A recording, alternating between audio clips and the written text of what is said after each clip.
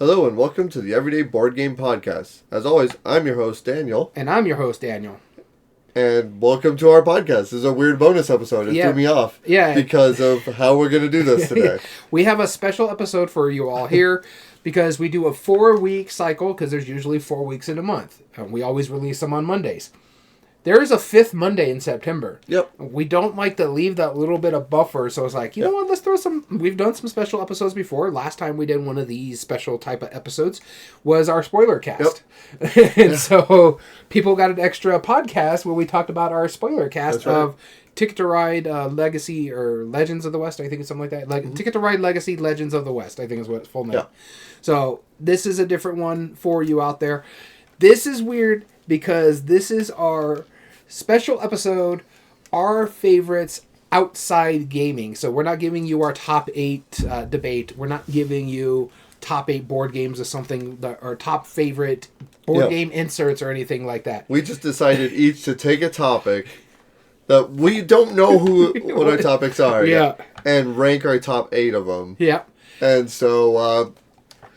we'll see if this episode turns out all right. You know, let us know your thoughts. It's going to be fun. It's going to be fun. Okay. My question to you is, how'd you come up with this list?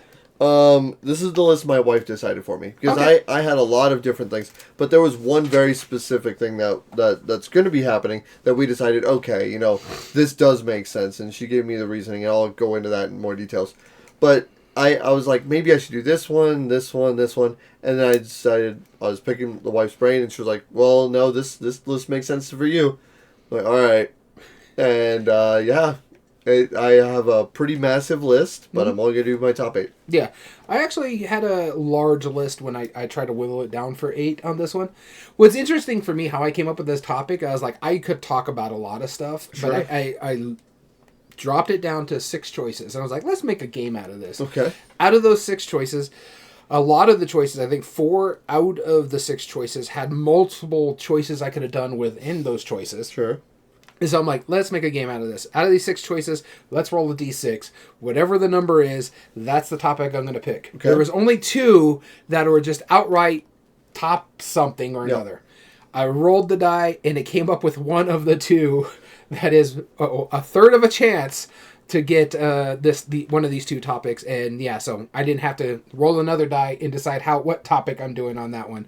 So I thought that was kind of fun. I was like, I'll just do this. And I had to come up with that list. And I was like, oh God. And then when I wrote this list out, I was like, I went through everything, wrote it down. I had about maybe 70 to 80 things on the list that I had to whittle down. Oh, so you're lucky. I had over 300. Oh, I had more, but I had to whittle I don't like that one. I whittled mine down to about 250. Well, also I was writing it out free-handed, so my paper was full of just the things. I'm like, I think I'm good here. I actually used Pub Meeple for mine. I was over the course of 4 days. I was thinking about using it, but I'm like, no, I could do this just by freehand because these are the ones that just come to mind easily. Sure. So. But yeah, no, it was a really fun thing to do. Okay. But before we get into our topic, as you can see right here, we do have a giveaway currently. Again, this is towards the back end, the final Monday of September, so you have a few more days to enter into this contest for Horrified World of Monsters. In our giveaway for the month of September, we will be drawing our winner on October 1st. And what's interesting about this one, you want to find out how you can enter because you still have a chance? Go listen to the other 4 episodes that are tagged giveaway in the month of September. That's how you can find out to win this copy. Yep, that's right. We're just giving you a friendly reminder because that's how great we are. Yeah. That was conceited. Anyway, with that being said, I mean, like always, we'll flip our coin of doom and we'll see who's talking first, and then we'll finally get into this shenanigans list. I mean, genuinely, you give me guff for some of my weird episode ideas. I stole this idea takes the cake blatantly from Chris Yee of the Dice Tower when he was doing his top albums. Right. So I am giving him all the credit. I just thought it was funny because we tend to do a lot of our outside gamings through Board Game Brainstorm. Sure. let's talk about some of the things we've talked about on that. So let's do that. Nice little bonus episode for our fans out there. That's right. And since I won, starting us off. My favorites, again, I had a D6. We'll still go back and forth for each of the numbers. But when doing the D6 here, I rolled in, again, I said there was 6 topics that I could do. Sure. I could have done more, but I got a D6 right next to me. I'll just roll that and figure that out. Okay. There was only 2 that didn't have multiple choice options. This was one of them, and this is my favorite video game / video game series of all time. Okay. Shockingly enough, there's no sports games on this list. I am pleasantly surprised about that, but I also went through this list and I was thinking, these are the 8 games or series that I constantly go back to. Like, I could have beaten it hand-fisted, left, right, up, down. I know it completely, like the back of my hand, and yet I still go back and play these games. Man, I would have to. It probably wouldn't take me too long to get my top 8 video games. Oh, like I said. While you're talking, I'll jot down some of mine. I had like 70 choices to go into this list, but I got my 8 out of it pretty easily, and I had to stop because I was just what I did for this list to get these top 8 games. I went everything I own on Steam, everything I own on PlayStation, everything I own in my trophy sections because sometimes I don't own the games anymore. All the games on there on my PlayStation, all the games on my Switch, all the games on my Nintendo stuff that I have, Xbox, like there was a lot on this list. But the first game I'm going to talk about and my number 8 favorite game of all time is actually an indie game. And probably my favorite indie game on this list. And this is Stardew Valley from Concerned Ape. I play this game on my PC. I play this game on my Switch. I've played it on my PlayStation. I mostly play it on my Switch, but I love Stardew Valley. I love the music. I love how calm the game is. And I love how you can just do whatever you want in this game. But there is still a little bit of story. But I hate fishing in this game. That's why it's number 8. Because the fishing just drives me insane. To the point where I have a mod on the computer to make fishing easier for me. Just because it drives me insane that I have to click. Oh wait, now I gotta slow down and stuff like that. It just, that's my... And it's my favorite... My wife's favorite thing of this game is the fishing. And I'm like, I cannot stand the fishing game. I love the lore of the game. I love the fact that you're someone who worked his butt off in the city and just not having fun. So you take over your grandfather's farm and trying to rebuild it and regrow it. And you have all these options for people that you could marry in the game. Mm-hmm. You have your choice that you could do the farming, or you could be a rancher, or you can be a monster hunter and go cave diving and beating up all the monsters in there and getting all the rewards there, and then go into the desert and get the monster hunting over there going on with the procedurally generated stuff. Mm-hmm. Yeah, the island thing that you can do now. Just all this stuff that you could do, but it just never gets boring. I've played through this many a times. Me and my wife have talked about maybe when we get our Switch 2s together, maybe starting like a multiplayer version of it, so when she's traveling we can play it as together. It is one that I just keep going back to. I don't play it a lot, but I keep going back to it. It's like, okay, I want to play something cozy. It's kind of like when we're talking about cozy board games. Mm-hmm. This is one of those things that it's like a cozy game. Like, if it's cold outside, I'm just going to bust out my Switch, put like a comfort movie on the background, and just play Stardew Valley for an hour or two and be happy with it. So, yeah, Stardew Valley is my number 8. I just made my top 8 list real quick, just because I don't play video games all that much. My number 8 would be Mario Kart. It was on my short list. I think it was like number 16. There you go. So, my 8, this came because, if you listen to our last week's episode, you know that I'm quite a concert goer. I love going to concerts, love music. And I figured that's what you were kind of hinting at. What? The music. The music? Well, I thought about doing my top 8 concerts of all time. Yeah. But, I decided not to. Obviously, why I started talking about it, yeah. But then, Chris Yee is doing his top 100 albums, and I'm like, I could easily do that. Oh, yeah, I could easily do that. So much music, that's not a problem. Hitster we are menaces in Hitster. Yeah, it's weird. You need to try the new one. Guilty My personal favorite one is when we were coming back from Tucson when we played Hitster, and I pulled Blue Bayou out of like 2 strings. Yeah. Yep, that's the song. That's Linda Ronstadt, Blue Bayou. He's like, you're like, what the? Hey now. Well, there was a song where at least each one of us did that. Like, the first time, I know what that is. Right? It's so good. So, but one of the bucket list items that I have coming up real quick is, like, there's a bunch of bands I still want to see, like Incubus. Seen them. I would see Ed Sheeran. I would love to go see that. Yeah. But I have a concert coming up real soon, Paul McCartney. And I am a huge Beatles fan. My wife was like, okay, why don't you top 8 Beatles songs? And I was like, you know what? Yeah, okay. So I took their entire discography, and the only ones I eliminated from it, and yeah, you feel free to work on your list, right? Because I was able to pull mine off. I've listened to their full discography multiple times, and the only ones I took off from the list, which brought me down to about 280 songs or stuff, were ones that they did like as a one-off on like the BBC Live or like weird like studio jams or whatever. I stuck specifically with studio releases. With that being said, my number 8 is Fool on the Hill. Which, I don't know if you like that one or not. But, I don't know, there's something about the harmonics in it. Like, every time I hear it, I like the crescendo of, like, the chorus. It doesn't build up. I'm just trying to remember their names. Yeah. Like, I know the song in my head. Yeah, a fool. If you hum a couple notes, I'll probably tell you.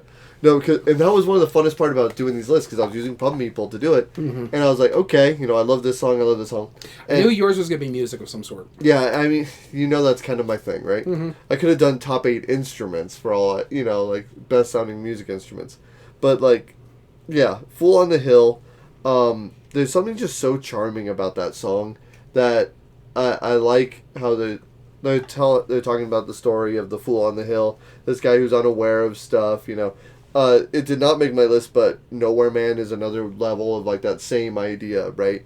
They have this unnamed, unspecific character, but yet it seems almost wishful. So, and the chord progressions in it are just absolutely top notch. So Fool on the Hill is my number 8. Nice. Probably one of their more obscure ones compared to what I'm about to talk about. My number 8 is Come Together. Come Together? Cool. That's a good one. All right, on to our number 7s. All right, my number 7 video game series is one that actually has just kind of been falling down my list of favorites just because some of the newer releases have not been interesting. But it's still one of my favorite series. And in fact, this is one of the first games I ever fell in love with during the PlayStation era. And that is Final Fantasy. I thoroughly enjoy the Final Fantasy series, especially the older ones. I have played every single Final Fantasy games outside the MMOs, which would be 11 and 14. I dabbled a little bit in 14, but I wasn't a fan of it. I never played 11 because I didn't have like all the PS2 stuff that happens. I have 7 made me an RPG player. That's when I really learned I loved role-playing games and video games at the time. I also fell in love with 10's Stories. That was like one of my favorite PlayStation 2 games of all time, and I think still is highly rated for me in my PlayStation 2 games. I love the artwork. And what I really loved about Final Fantasy X is that it pushed Final Fantasy, or the hardware of PlayStation 2, to its limit. It was one of the most beautiful games I've ever played on the PlayStation 2, and it didn't look very cubey like a lot of PlayStation games did. So, yeah. I prefer a lot of the older games like Final Fantasy VI, Final Fantasy 3, 7, 9 is another good one. 8 is okay. I don't mind 8 as much, but 7 is the cream of the cream for me. Like, I've been enjoying the remake that they just started doing, where they split into 3 games for that one game. Yeah. But I also like the shoot-offs of Final Fantasy. Like, Final Fantasy Tactics was one of my favorite Game Boy Advance games that I played the mess out of when I was younger. So, yeah, I've been... Very, like, akin to board gaming, right? Yeah, it's the very... tactical, which is weird because I don't really care for those style of games in board gaming. The tactical, what is the Ascension Tactics? It's fine. The Tiny Epic Tactics was okay at best. One that just really drove me insane was Crossmasters Arena. I just did not enjoy that at all. But yeah, I love Final Fantasy. I love a good RPG. In fact, there is quite a few RPGs on this list, so you're gonna tell that I am a huge RPG player. But yeah, my number 7 is the Final Fantasy series, specifically 7 and 10. My number 7 would be Earthbound. I do like that one. That's also a Square game, so that actually was in my top 20. Yeah, Earthbound is just absolutely fantastic. Though I like its original name, the Japanese name better. Mother. Yeah. It's such a weird game. It really is. All right, my number 7 is probably it is easily a lot of people's number one, like by far. There is a reason it's not quite my number one, even though it's one that I absolutely love. And this was the first one that the Beatles ever released that was just one artist singing at a time. And this is Yesterday from Paul McCartney. Mm-hmm. And it is specifically, like, later on in the career, we found out that, like, John Lennon kind of, like, ridiculed Yesterday quite a bit. He was like, it doesn't make sense because there's no resolution. There's just, like, you're just longing. Like, what's the point of this song kind of thing? That's when he was in his grumpy artistic phase, What do you mean was? He's always in his grumpy artistic phase. Well, when he was more vocal about it. How about that, right? But no, Yesterday, just Paul McCartney at his finest, singing along an acoustic guitar. Beautiful sound. Again, just the build-up of just the harmony of it. Okay. I was lucky enough to be in a barbershop quartet for a while, and we sang this song. And this was just such an incredible, like, the arrangement that we sang. Mm-hmm. There was something so lovely about the way it was and how the harmonies just work so well with just the acoustic guitar and then a little bit of strings and then I had to look up one of great voice. names of one of mine because I was like, I know what it is. I just need to. All right, so my number 7 is, and I don't know the specific name of it, but it's Johnny Silverhammer, I think is the name of it. Maxwell Silverhammer, yeah. Bang, bang. Yep. I love that song. I don't know why. Blatant murder. Yeah. Yeah. I just love that song to death. The weird thing is, if you ever watch Sgt. Pepper's Lonely Hearts Club Band, the movie, I've seen it. with Peter Frampton and the Bee Gees, that was Steve Martin's very first movie role. Very first movie role, no less. And he sang a rendition of Maxwell Silverhammer. And it was one of the weirdest things I've ever heard. I don't know why. Came down upon his head. And it's like, wait, what are you doing? I don't know why. I love that song so much. It's silly. It's silly. There's another silly song on this list that I like a lot too. So it's like out of nowhere. It's like it kills the judge. Like, what? Dude, chill out, Maxwell. Like, what? And why did Paul McCartney think of this? Like, I don't know. It's so weird. Yeah, but like that's the perfect epitome of a song that like. Did you ever watch Doug growing up? Oh, yeah, I love Doug. Oh, okay, hold on. Which Doug?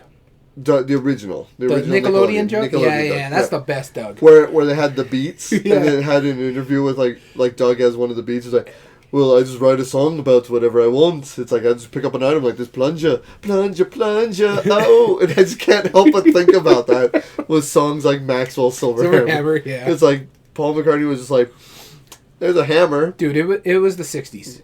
Yeah, no, I know there was a lot of other influences going on. I'm just saying, like, that's just, I can't help but think about that. But I love it so much. It's so out of the world. So good. All right, on to our number 6s. Here we go. Yeah, still with me. All right, so my number 6 video game or series, and most of these are series. Actually, the rest of them are series. Stardew Valley is the only single game on this list. Okay. But this one is one that I talk about a lot. I play the mess out of this game, though I'm not a huge fan of the newest one that just came out. But this is a real-time strategy game. This is when I made me realize I like 4X games, and I do like some 4X board games. So much so that this game actually created board games. They have their own board games on it, but they also gave inspiration for board gamers as well. And this is the Civilization series, or Sid Meier's Civilization. Yep. So you have the Sid Meier Civilization board games, but you also have Through the Ages and Nations, the board game, I think is what it's called, that were inspired a lot by this. And that's why Sid Meier's is actually a character in Through the Ages as well, one of the leaders that you can pick up in Age 3. But 4 is still my favorite. It was the first one I ever played, so there is some nostalgia in there. And I played the mess out of this game to the point where when I met my wife, I was still playing Civ 4, and I think Civ 5 was out at the time because I had an old laptop and it was just dying, but I would still play my game. So when I finally got a new laptop, the wife went out of her way as a gift for me, bought me Civ 5 to play. And I loved the game, really did enjoy it. Civ 5 was fine. 6 was really cool. I did enjoy 6 a lot. I played the mess out of 6. I have a list of characters that I still need to beat the game with on 6 over there. And I own 7. But I don't like some of the changes they made in 7. It doesn't really feel like a Sid Meier game, so I'll play a little bit of 7, and I'll always go back to 6 or 4. Because I have all the Sid Meier games in my Steam collection.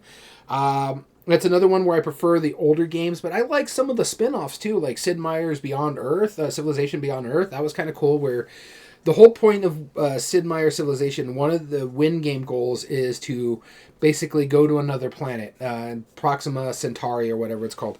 Well, Beyond Earth is you settling that specific planet. So you're a different corporation, you're settling that planet, and there's like the Asian conglomerate and stuff like that. It's really neat how that one works. I do like that one a lot. And I really enjoyed the PS3 version of this game. I played the mess out of the PS3 version of this game to the fact that I got a platinum trophy on there because I played it so much. And I'm sad I don't own it anymore because it was the one game that my dog got a hold of, and it's one of the hardest games to find because it's so out of print, because it's in the PlayStation 3 era. I don't really play my PlayStation 3 as much anymore. I still have some of the games. But yeah, Sid Meier's Civilization is by far one of my favorite. It is my favorite RTS/4X game. Cool. Yeah, my number 6 would be the Final Fantasy series, except more specifically 7 and 9.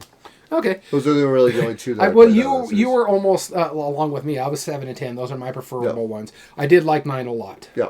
Yeah, and it's either, if you're not 7 and 9 and 10, then you're 6 and 8. Yeah. Right? You know, like, but I like 6 a lot too. Yeah. So for me, it's 7, 10, 6, and 9. Those are my 4 favorite others. The ones that really got me out of Final Fantasy was 13. I really detested 13.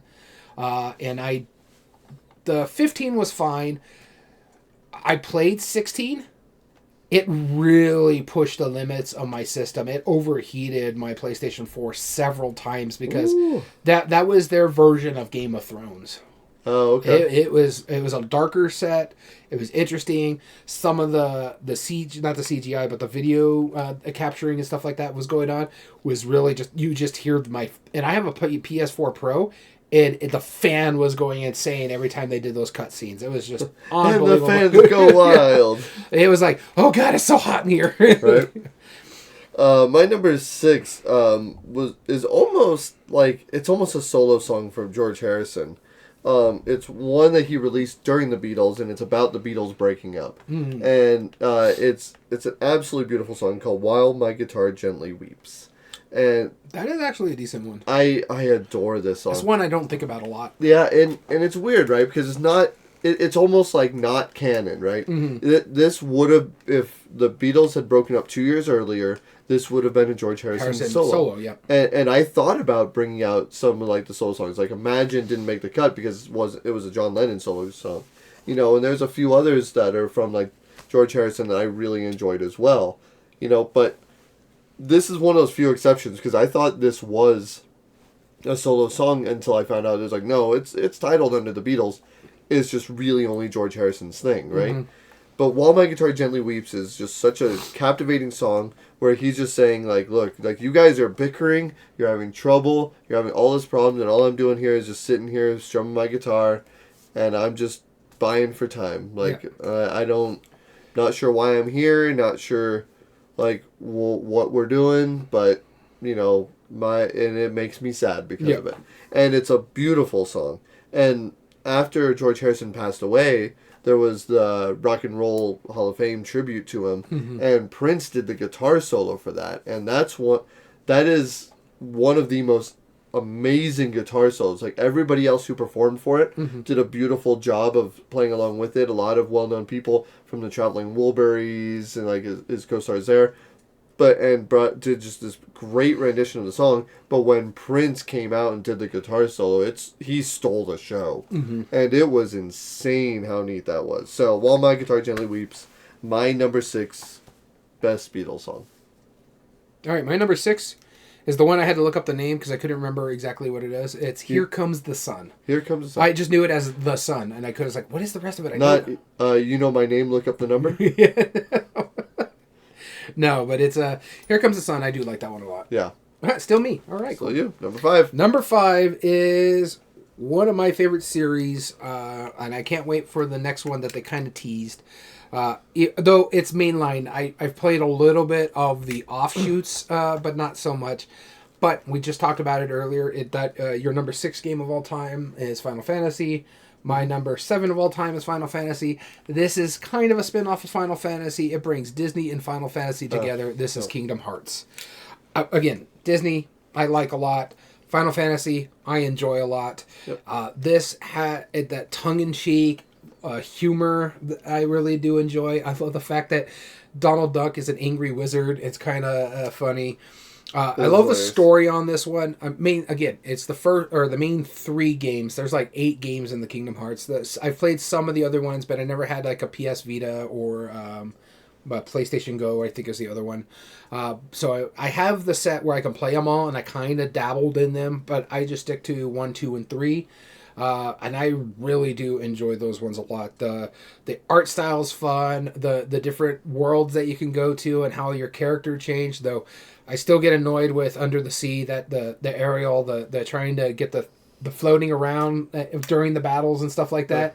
When you're playing the Little Mermaid land, it was just frustrating at times. Sure. But it is so fantastic. I do enjoy it. I hope they still do come out with the 4th one. They teased it at the end of the 3rd one. And it looks really neat. The story just drives me, just the main story on there, where you're trying to unlock hearts and stop the shadows from taking over like all these different worlds. It's really neat. Kingdom Hearts is my number 5. My number 5 would be the Tony Hawk Pro Skater series. That didn't even make my I liked them, but I wasn't that much into number them. 3 is just one of my favorite. They've been making my short list. And they remade it, and I haven't bought it yet. I'm hoping next time we go to Tucson, they'll have one at our bookstore. Oh, yeah. They're good, though. Yeah, I just love them. All right, on to my number 5. Mm-hmm. This is now where I'm getting in sappy neighborhoods, because there's a reason it is. And this was my daughter's favorite song. And when she was just a really young girl, maybe like 2 years old, she would sing along with this song. And so it melts my heart a little bit. This is Let It Be by, again, Paul McCartney. The great Paul McCartney. Mm-hmm. You know, Let It Be was already just a beautiful song. Mm-hmm. But there's, like, now I can't help but hear it. My daughter saying "yabby yabby," which is all like how she was saying, and we even had like a video of just her singing it by herself. You know, not along with the song. Just singing it, being her cute little self. And so this has a special place in my heart. And as I was ranking it, my daughter was looking over. It's like, obviously, Let It Be. And she would like look over at me, and she's 14 now. She would go, "Yabby, yabby," and I was like, "Oh man, all right, it's coming." Maybe it wouldn't have been this high if she wasn't right there saying that. But I love Let It Be. It's great music. All right, so my number 5 is one of my favorite. And I think this is a Paul McCartney song as well. "Hey Jude." Yep. Yeah, I really enjoy "Hey Jude" a lot. It's one of my favorite songs in general. And that was one of my lists on.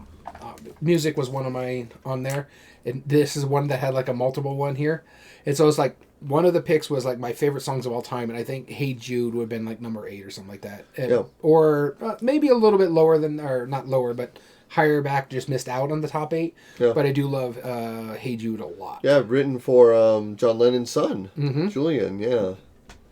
No, it's written for his mom, isn't it? No. Oh, okay. It was written for. It was when his parents were splitting, John. Oh, that's right. Yeah. And so he's like, "Hey, I know it's a hard time, but just keep carrying on. Do what you got to do." Sappy song. Number 4. All right. Top halves. Here we go. Still me. My number 4 is the newest series on this list. There is a game that is newer. Well, no. And it's only 2 games on this list, or 2 games for this series right now. But they have said there's a 3rd one coming out. It's actually one of the newest ones that came out on the PlayStation 4 originally. The new game came out on the PS5 not too long ago. And it has one of my favorite themes on them. Dystopian Apocalypse. And this is Horizon. It's called the Horizon Zero Dawn series, because that's the first game. But the sequel is called Forbidden West. And I love the art style of this game. I love Aloy as a character. You're this one character who, I don't want to get into spoiler territory here, but you're trying to... It's in the spoiler cast, right? Find out why the reason America, or not America, it's just humans in general is so backwards. Like, the animals are, there is some mammals and stuff like that you survive off of, but most of the creatures are like AI robots and stuff like that you hunt for their scrap parts to help you. So they're kind of advanced technology, and the first game is all about finding what happened, what's going on. And it is really cool how that story goes. It is one of the neatest stories I've ever seen put to a video game world. And then Forbidden West has you going further west, as you could tell, to a place that is forbidden, because these are all tribes. So they're almost like Native American tribes. They have their own cultures and lores and stuff like that. But it's in this dystopian, apocalyptic future. This takes place, I think, like 20,000 years after our timeline and stuff like that. Kind of like another game that might be on this series. But it's really neat how this works. It's such a fun game. It's gorgeous as all get up, especially if you play it on like the PlayStation 4 Pro, or if you're one of the lucky few that have the PlayStation 5 Pro that just knocks it out of the park on a 4K TV.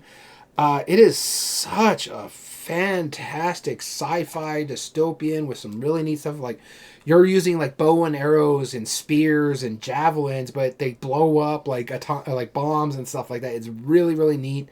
They actually have a Lego version of this game if you guys want to kind of get a little grist of what's going on with this. It's really neat. The Lego version, I haven't played a lot into it. I just played like a demo of it.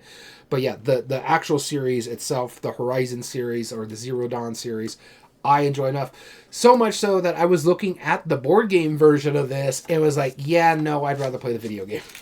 Yep, that's fair. My number 4 would be Skyrim. No. Yeah. Yeah, Elder Scrolls did not make my list. Yeah, those are... They were one of the first ones out, because there's another series on here that I like a lot. Skyrim is one of the few games I've done like everything in, which I don't tend to play video games all that often, so that's saying a lot. All right, on to our... No, your number 4. No, my number 4. This one... Now, all my top 4 have at some point in my life been my number 1 Beatles song. Like in... My number 4 was not my number 1, I'll tell you that much. No, yeah. Mine is. Mine was because for the longest time, like, I'm very much, like, if I get tattoos, they can't have meaning. I don't want meaningful tattoos. I don't want symbology. I don't want, like, extra thought put into them. I want because you're weird. Silly. Right. No, I get it. But for the longest time, I had considered getting, like, the main part of this line as... a tattoo. As a tattoo. And it's Jagaru Deva Om, which is from Across the Universe. And... I don't know why you're smirking, because I love that song. So much that I watched that movie.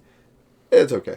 But it's okay at best. Yeah. It's a That's why I'm weird. smirking. Yeah, I will be the first to admit, I only watched the movie because of the title. Mm-hmm. But Across the Universe is just, like, yeah, you can like Lucy in the Sky with Diamonds, which, spoiler alert, it's not on my top. Like, it's not on my top. It's a good song, but... It's a good song. But when you're going for that surrealistic, like, really artistic vision that John Lennon had, Lucy in the Sky of Diamonds had nothing compared to Across the Universe.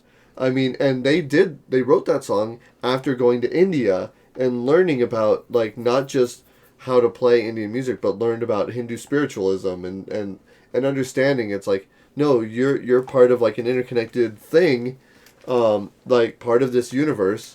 And they took that saying, Jagaru Deva Om, and turned it into a song. Mm-hmm. And I think it's like that there's so much meaning behind that I can't even begin to understand without going down months of, like, a rabbit hole and studying, like, the whole history of it, which I personally just don't have time to do.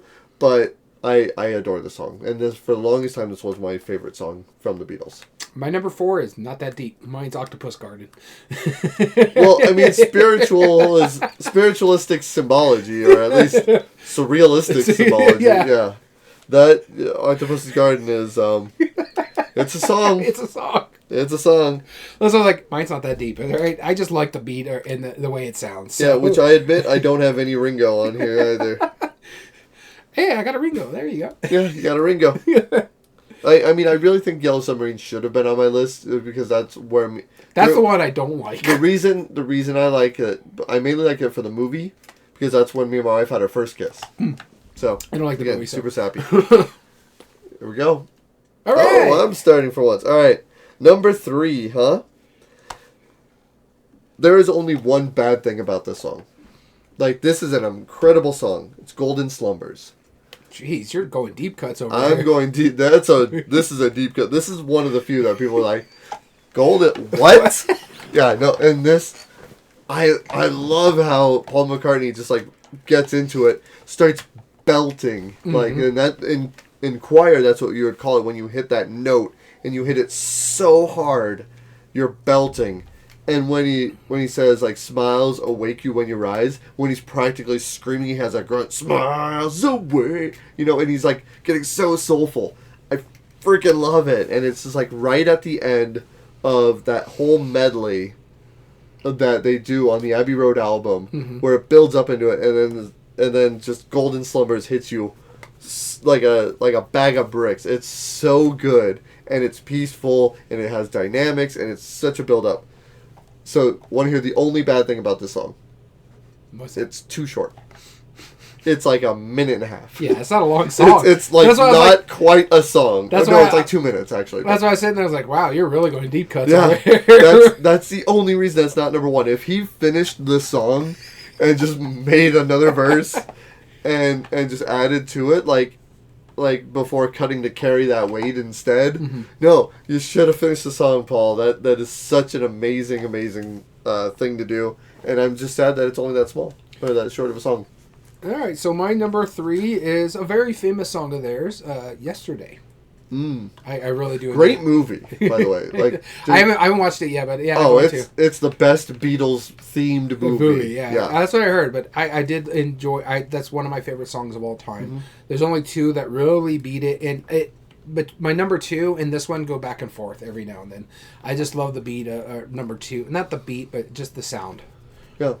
And so... Yeah, Yesterday's great. I mean, that's why it was my number 7, right? Yeah, so it is fantastic. Ding, ding, ding. Yep. My number 3 video game series of all time, I kind of mentioned it to you because you talked about the Elder Scrolls on the last one, is Fallout. This is what really kicked out Fallout. The Elder Scrolls. Yep. I'd rather play Fallout over... I love dystopian futures. That's one of my favorite themes, apocalyptic worlds. The newest one, or the New Vegas one, is my favorite. That has always been my favorite series. This is the PS3 era. I love Fallout 3. That was the first Fallout I ever played, and that's the one I enjoyed a lot.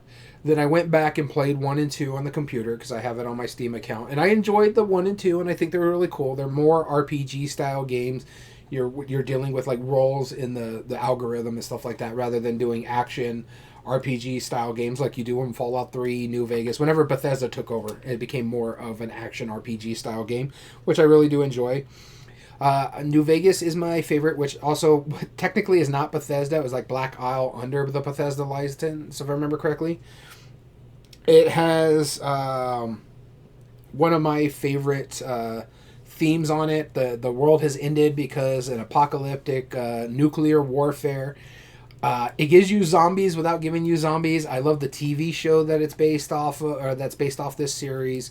I really did enjoy that. I love their little spin-off games. It was like Brotherhood of Steel, I think, is one of them, which wasn't too bad. I also enjoyed Fallout Shelter.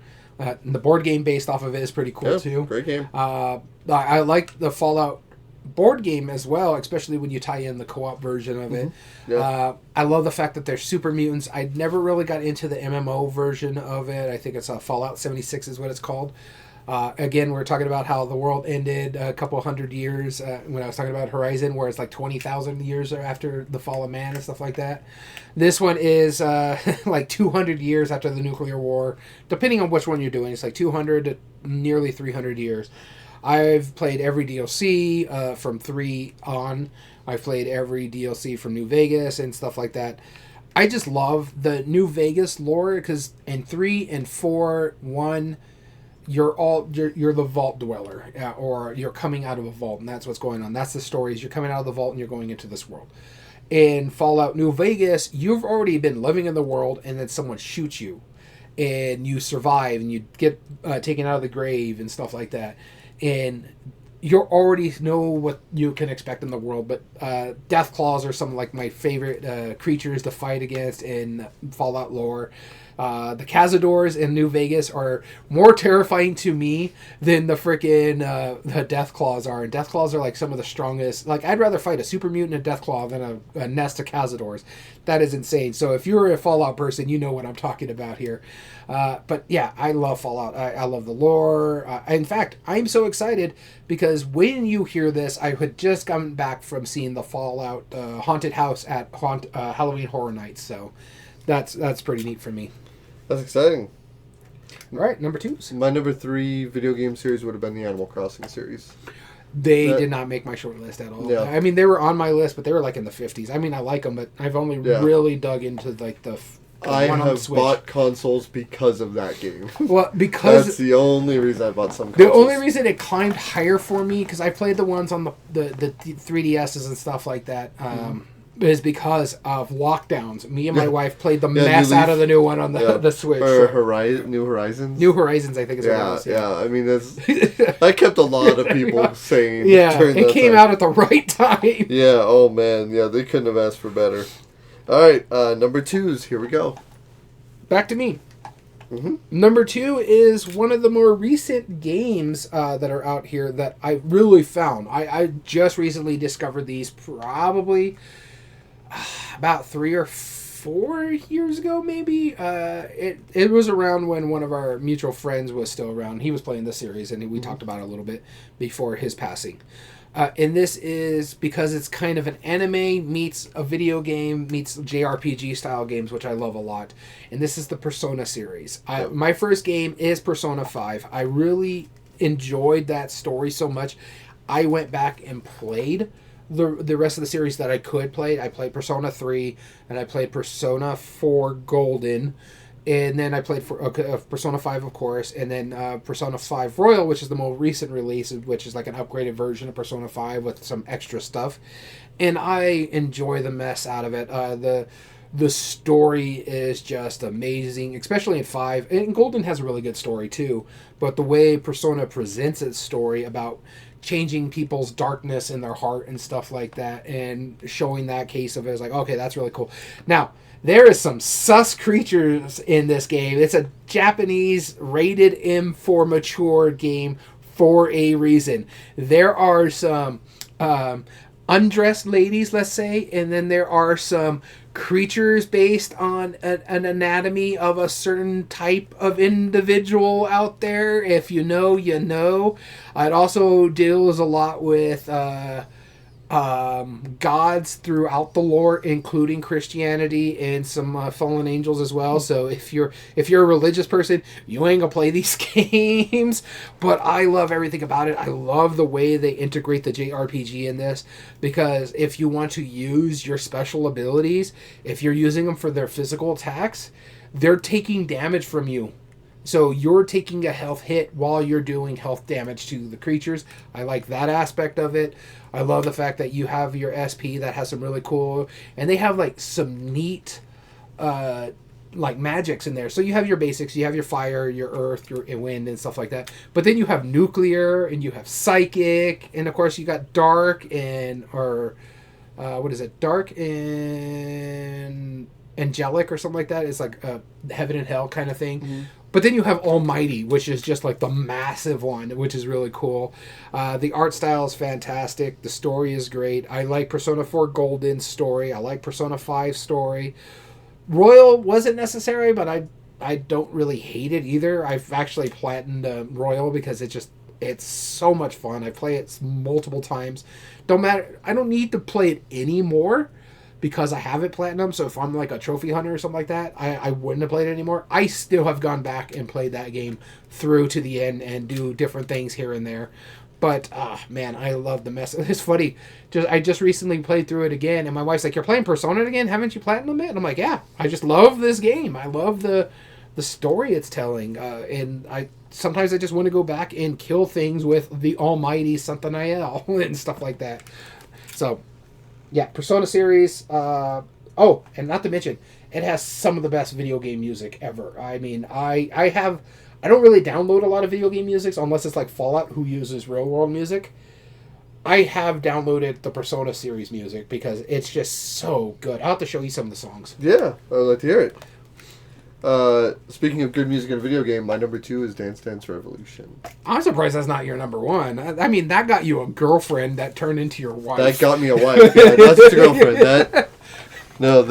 There's only one other game that I have beaten multiple times. I know what your number 1 is then, because if this is not your number 1, I know what your number 1 is. Dance Dance Revolution is my number 2.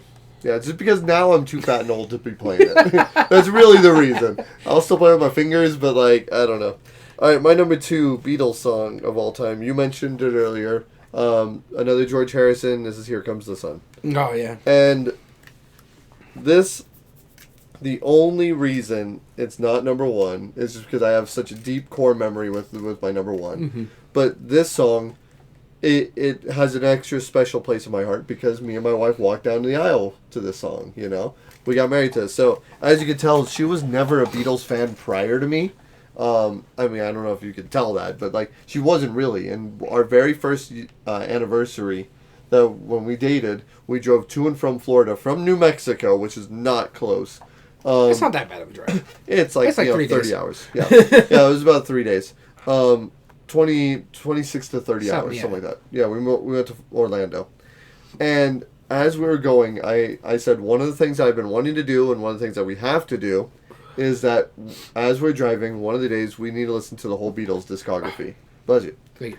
And we did, chronologically from the first to the end, we listened to the entire Beatles discography in one day. And that was such a cool moment. And ever since she's grown a big appreciation for the Beatles. And so much that, like, our first kiss was to, Yellow Submarine, and like all these times that she wasn't a Beatles fan prior to this.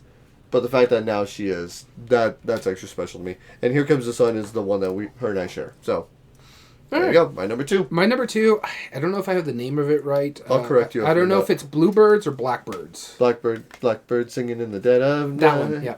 Because there was a Blue Jay Way. Yeah, well. No, it's Blackbirds. Okay. And there was I and Your Bird Can Sing. They had a lot of birds. They had a birds ones. But Blackbirds is my number 2. I just adore that song. I love the little whistling towards the end of it. Which, ironically enough, was not a blackbird. No, it wasn't. Nope. No, it wasn't. But I do enjoy that. That's why it's my number 2. Man. Yeah, Blackbird... It wasn't in my top 20, but it was up there. That's probably my wife's favorite song. I love that song. By far, yeah. Cool. All right, now number on to ones. our number ones. My number 1 video game and his number 1 Beatles song. And I'll start us off. So this is the only other song that could have beat out, because this was, before all my other number 1 favorite Beatles songs, this was still my number 1 favorite Beatles song. And before I was even a Beatles fan, I became a Beatles fan in middle school when I bought their Revolver album.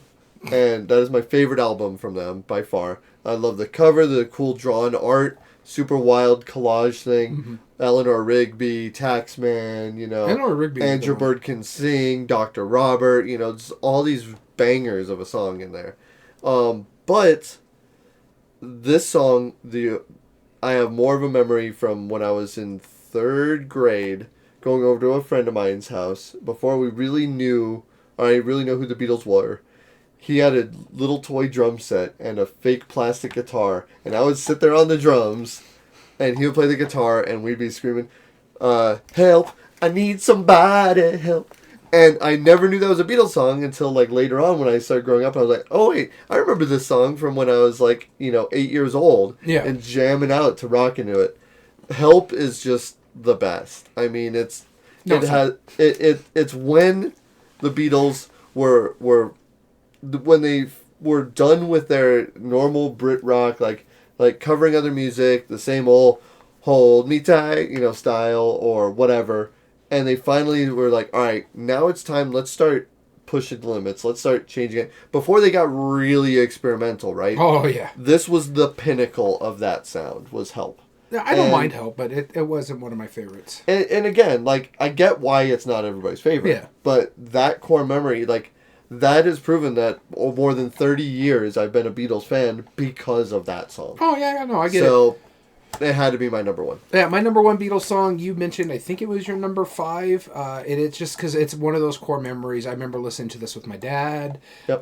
It's one of those things that I remember him singing it when he's cleaning the house on a Sunday, and we're just jamming out to Beatles. This is one of the reasons why I enjoy vinyls so much, is because we had this one on vinyl, and this would be playing, and when it come out, my dad would be in the kitchen either cooking or cleaning or doing something. He's just belting it out, and this is Let It Be. Yep. My mom is a bigger Beatle fan than my dad, but it's like you were just mentioning about Hey Jude. It's that core memory of just hanging out with my family while we're cleaning the house, listening to Beatles, my mom and dad singing it to each other while they were still married. It's that core memory.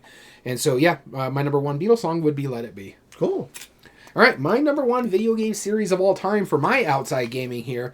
I know what your number one is. Oh, feel free to say what my number one is. Your number one is Super Mario RPG. Yeah, it is. God, do I love that game. It was on my short list. I do enjoy it a lot. Because, as you can tell by a lot of my list, I'm a big Square Enix fan. Yeah. Or just JRPG style in general. But this is neither that or neither here nor there. I love both series from this company. I prefer this series more than the other one. The other one just missed my top 8. I think it was like my number 10. And that is Dragon Age is the one that just missed out. The one that won is my favorite of all time. And it's just because I love sci-fi. Sci-fi is one of my favorite genres. I like Star Wars. I love Star Trek. I love Star Wars more than Star Trek, but I love both of these. I love sci-fi. Firefly is another one. And so when it comes down to it, I've never really had a good sci-fi game till I played the first version of this. Went back in the day when I had an Xbox 360. I haven't had an Xbox 360 in a long while. But this is the first game I've ever completely trophy hunted. I got everything on the Xbox 360 for this specific series, and this is Mass Effect from BioWare Games. Yep. This is one of the few games I constantly go back to. I've just recently replayed the entire trilogy earlier this year because I love this sci-fi game. I love the music, that sci-fi feel. I like the fact what they did in the very first game. They gave it that classic grainy sci-fi look that you would get when you're watching an old or a Blu-ray version that was just like upgraded for like Alien or Aliens or something like that, and it has that fuzziness to it. They purposely gave you that graininess in the original Mass Effect because they want that classic sci-fi look because of it. But I enjoyed the mess out of this series. I am excluding Andromeda. I have just recently replayed it not too long ago on my Xbox. It's fine.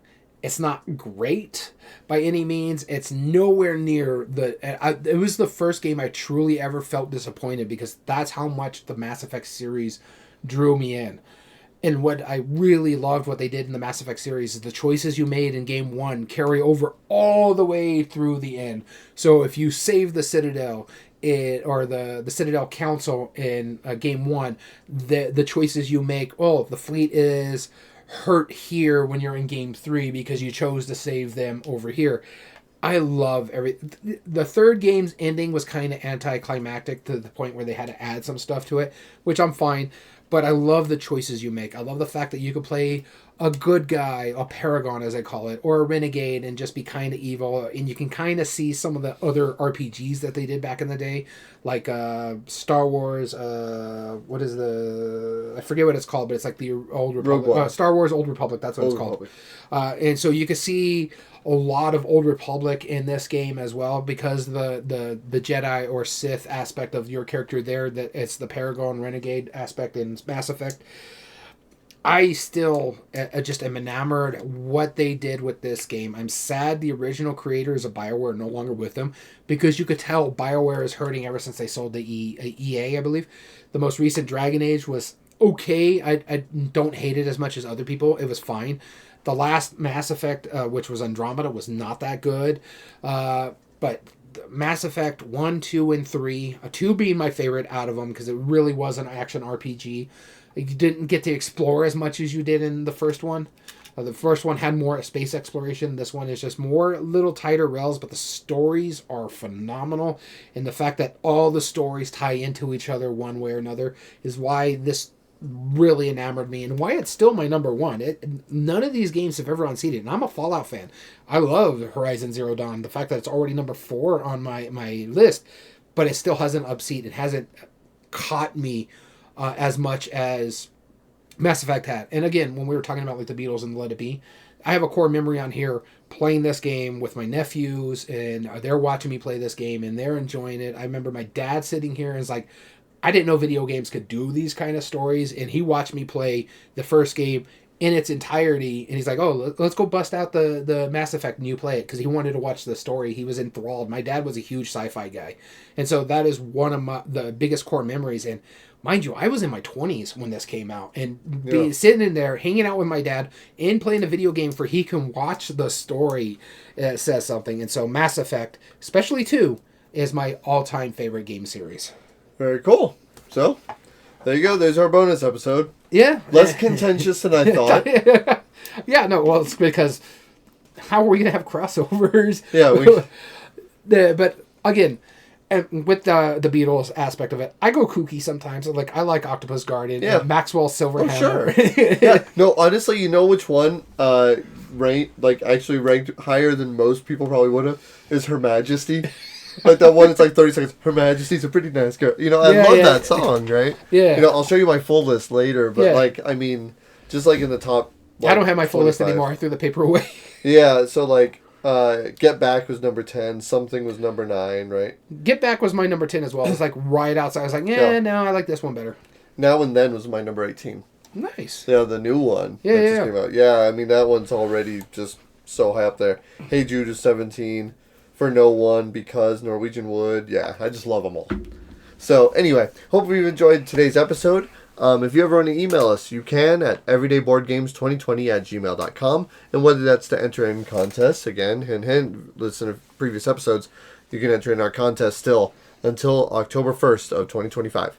And then, or whether it's just to say hello or give us ideas for future episodes, feel free to reach out to us at that email. Also, we have an Instagram, instagram.com/everydayboardgames. Check out what him and I have been playing lately, what he's been playing, or the shenanigans I put on there. As well as all video re-uploads and reviews are found under youtube.com/@everydayboardgames. And if you like what we do, there are 3 things you can do to help us grow on the platform. Subscribe if you're not, like the video, and comment down below and tell us your thoughts on the subject. We also stream our episodes live at twitch.tv/everydayboardgames. And join us, make sure you follow us there, and be notified whenever we join in on live episodes. And join in on the conversation. Tell us your thoughts. We love hearing from our listeners. And all audio versions can be found on most podcast platforms under Everyday Board Games Podcast. This includes Spotify, Amazon Music, Podbean, and Apple. So I want to thank you so much for tuning in. As always, I've been your host, Daniel. And I've been your host, Daniel. And we want to thank you for listening to Everyday Board Games. And remember, every day is a good day for board gaming.